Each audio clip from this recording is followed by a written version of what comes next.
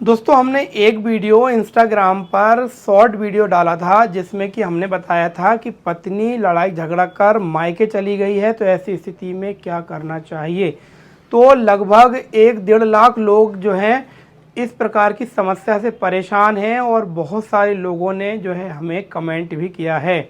तो आज जो है हम आपको डिटेल में इस टॉपिक पर जानकारी देना चाहते हैं कि अगर ऐसी कोई परिस्थिति, ऐसी कोई परेशानी आपके साथ भी घटित हो रही है तो आपको कुछ हम स्टेप्स बताने वाले हैं। आप इन स्टेप्स को फॉलो करके जो है उस समस्या से समाधान की ओर बढ़ सकते हैं। नमस्कार, मैं डॉक्टर राजेश लोधी एडवोकेट भोपाल से आप सभी का स्वागत करता हूं हमारे YouTube channel advocate Rajesh Lodhi में। तो चलिए दोस्तों शुरू करते हैं। सबसे पहले आपको अपनी पत्नी को जो है समझाइश देनी है। आपकी पत्नी मायके चली गई है, ऐसी स्थिति में आप उसको फ़ोन करिए। फ़ोन पर बात करके आपकी जो भी कोई छोटी मोटी लड़ाई है, झगड़ा है, उसको आप सुलझाने की कोशिश कर सकते हैं। अगर आपकी पत्नी फ़ोन पर समझाइश में मान जाती है तो आप जो है उसको ला सकते हैं अपने घर दोबारा। लेकिन अगर वह फ़ोन नहीं उठाती है या फिर आपसे बात नहीं कर रही है तो ऐसी स्थिति में आपको आपके परिवार वालों से कहना चाहिए और ताकि वो उसके परिवार वालों से, उसके माता पिता से बात करें। इस प्रकार आप अपने बड़े बूढ़ों से बात कर सकते हैं और या फिर अपनी पत्नी के घर उनको भेज सकते हैं उसके माता पिता से बात करने के लिए। इस प्रकार जो है कोई भी जो समस्या आ रही थी उसका समाधान आप घर में बैठकर बात करके निपटा सकते हैं और अपनी पत्नी को जो है वापस अपने घर ला सकते हैं। अब ये दोनों प्रयास अगर आपके विफल हो जाते हैं, आपने प्रयास किया लेकिन वो जो है फिर भी नहीं मान रही है, तो ऐसी स्थिति में अब आपको जो है लीगल नोटिस भिजवाना है अपने एडवोकेट के माध्यम से। तो आप अपनी पत्नी को एक लीगल नोटिस भिजवा सकते हैं जिसमें आप कह सकते हैं कि मेरी जो है कोई ऐसी कोई वाद विवाद नहीं है, फिर भी तुम जो है बेवजह परित्याग कर मेरा जो है मुझसे दूर रह रही हो, अपने माता पिता के घर रह रही हो। ऐसी स्थिति में जो है मैं तुम्हें अपने घर रखना चाहता हूं। अगर कोई छोटी मोटी बात है तो मैं उसका सॉल्यूशन करने के लिए तैयार हूं। इस प्रकार आप उसको टाइम दे सकते हैं, 15 दिन का समय भी दे सकते हैं। 15 दिन का समय जो है आपको दिया जा रहा है इस नोटिस मिलने के। अगर आप 15 दिन में नहीं आती हैं तो जो है फिर मुझे कानूनी कार्रवाई करना होगी। अब नोटिस आपने भेज दिया था, नोटिस का कोई जवाब नहीं आता है तो ऐसी स्थिति में जो है आपको आगे की प्रोसेस हम बताएंगे वो करनी है।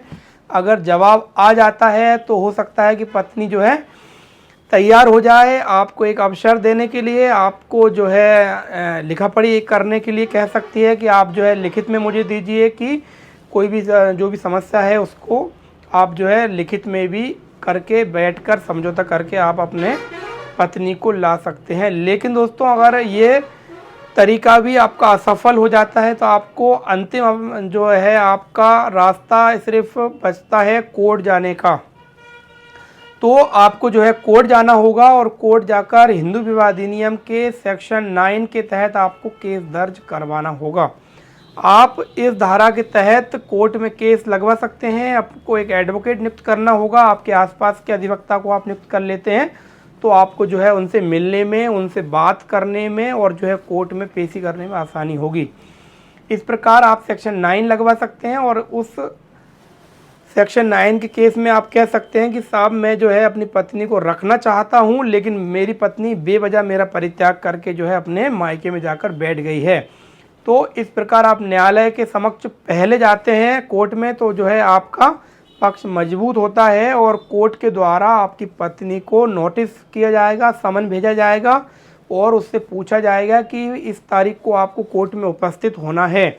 जब आपकी पत्नी कोर्ट में उपस्थित होगी तो न्यायालय के समक्ष उससे आपको छोड़कर अलग रहने का कारण पूछा जाएगा और ऐसी स्थिति बनेगी कि आपकी पत्नी जो है आपके साथ रहने को एग्री भी हो सकती है। अब यहाँ पर समस्या आती है, अगर आपकी पत्नी जो है या तो आपके साथ रहने के लिए एग्री हो जाएगी या फिर जो है आपसे मेंटेनेंस की मांग करेगी। तो आप जो है जब मेंटेनेंस की मांग करती है पत्नी तो आप न्यायालय में कह सकते हैं कि जब मैं अपनी पत्नी को रखने के लिए तैयार हूं तो मैं जो है किस बात का मेंटेनेंस भरण पोषण दूं। तो ये जो पक्ष है आपका मजबूत हो जाएगा। इस धारा के तहत आप केस लगा देते हैं तो आपको आगे चल के परेशानी नहीं आएगी। तो डिटेल में हमने आपको स्टेप बाय स्टेप बताया है कि आपको ये सारे प्रयास करने चाहिए। लेकिन दोस्तों हम आपको कभी भी ये सलाह नहीं देंगे कि आपकी पत्नी झगड़ा करके मायके चली जाती है और आप डायरेक्ट कोर्ट में आकर के केस लगा देते हैं। आपको पहले व्यक्तिगत रूप से प्रयास करना चाहिए, क्योंकि दोस्तों हम नहीं चाहते हैं कि किसी भी व्यक्ति का घर टूटे, कोई भी व्यक्ति जो है बेवजह न्यायालय के चक्कर काटे, क्योंकि न्यायालय की जो प्रक्रिया होती है उसमें काफ़ी समय लगता है, काफ़ी पैसा भी बर्बाद होता है, व्यक्ति का समय भी बर्बाद होता है। तो पहले प्रयास करें अपने स्तर पर, अपने पारिवारिक स्तर पर। वो सारे प्रयास विफल हो जाएं तो ऐसी स्थिति में आपको जो है अंतिम जो है कोर्ट का ही रास्ता, जो है कोर्ट का ही दरवाज़ा खटखटाना होगा। तो अगर आपको जानकारी अच्छी लगी हो तो एक लाइक ज़रूर कर दीजिए और हमारे चैनल को सब्सक्राइब जरूर कर लीजिए दोस्तों।